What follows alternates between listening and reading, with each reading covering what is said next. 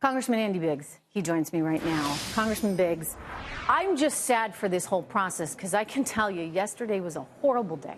It was a horrible day for Dr. Ford. It was a horrible day for Judge Kavanaugh and his family. And it was a horrible day for America. I don't know one single person that was feeling good about what they saw on display yesterday. Your thoughts? Well, I agree with you that it was a rough day yesterday and a very difficult day for both Drs. Ford and Judge Kavanaugh. But I want to make 2 points if I can. First of all, it is interesting. I think it is a good thing that we have a Republican form of government. That is to say, you have people who are actually having hearings here representing the people. It may not have gone as pretty as I wanted. It may not have gone as the process was not clean, but we didn't have any kind of dictation coming down from above, basically scuttling the process.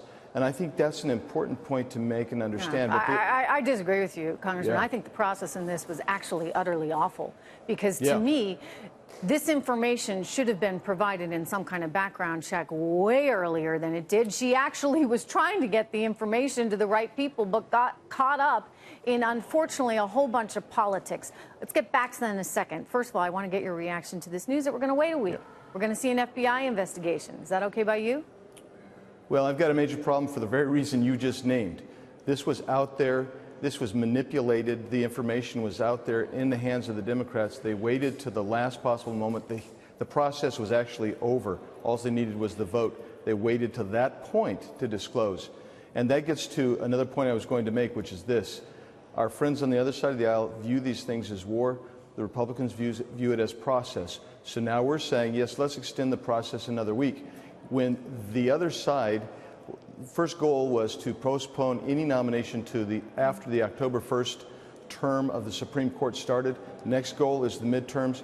There is no agreement. Senator Flake actually made that clear in his statement earlier. And that's part of the problem that we go forward. So because you don't feel like you have any trust, right? I mean, yeah, there's no trust. I think if you had trust, the patriotic thing to do, by the way, was to come forward to protect her identity. Let's not forget her and her family and all of this. Absolutely. I mean, she's having to if that happened, she's reliving it in major ways. I mean, out there in such a public way, in a way that she'll never recover from. So this is not helpful for her in any way, but it is helpful to politicians, and I think that's what is most disturbing about all of this. So they're asking for the delay. They want the investigation, and you're saying, I don't know if I can trust them? Yeah, we can't trust them because she couldn't trust them. She asked for confidentiality.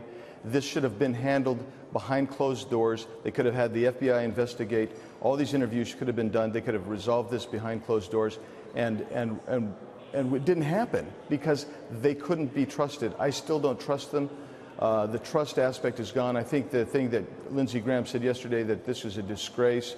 Brett Kavanaugh said it was a disgrace. I agree with him.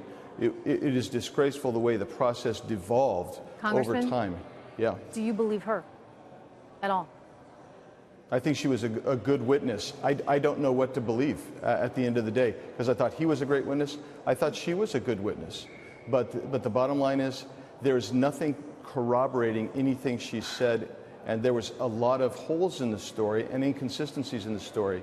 And Judge Kavanaugh was very emphatic and said it didn't happen, and it makes it very difficult. It leaves you in a tough spot because, you know, we are innocent until presumed innocent until proven guilty.